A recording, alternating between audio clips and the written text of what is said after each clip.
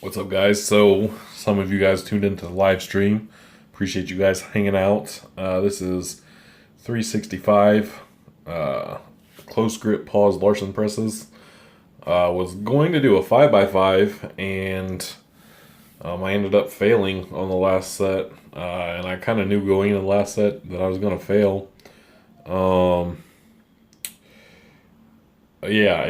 I overestimated. The 1 rep max strength is there, but this is a variation I've literally never trained. And the muscle fatigue is what got me, just given that I'd never trained this variation as a new movement. I was feeling a bit of a pump quite early in the workout. And just to, your power goes and your strength goes after your conditioning. So your conditioning will always falter first. An old analogy is, a boxer, the last thing to go is his punch. It kind of pertains to lifting too, where your power output and your strength will stay, even after your conditioning is gone a bit. Not that it won't deteriorate as well, but it takes a little longer for it to deteriorate. There you see my fail.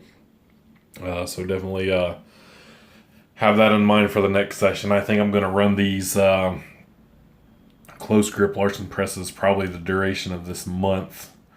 I've got a mixed schedule. I may have to go on Sundays like at 4 in the morning or something, but I'm going to add a second bench day back in. I want to keep actually bench pressing as well this go round.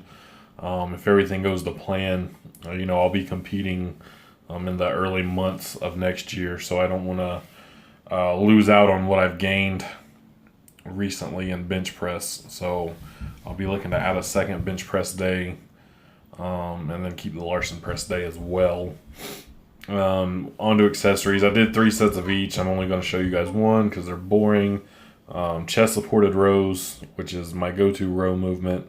Again, I've talked about this. Alec on Kiri recently did a video about not doing barbell rows, and it's just, it saves fatigue big time on the old back, and for squatting and deadlifting, which are far more important than rows.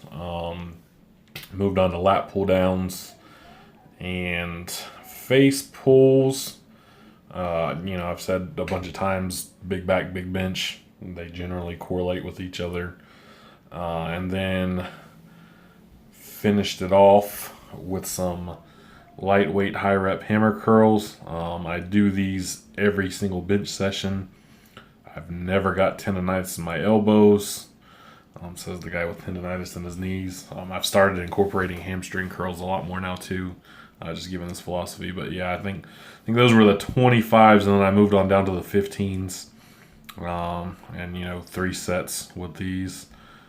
Big time pump when I was done with them. So moved on from there, and you guys know what comes next. Do some cardio, bro.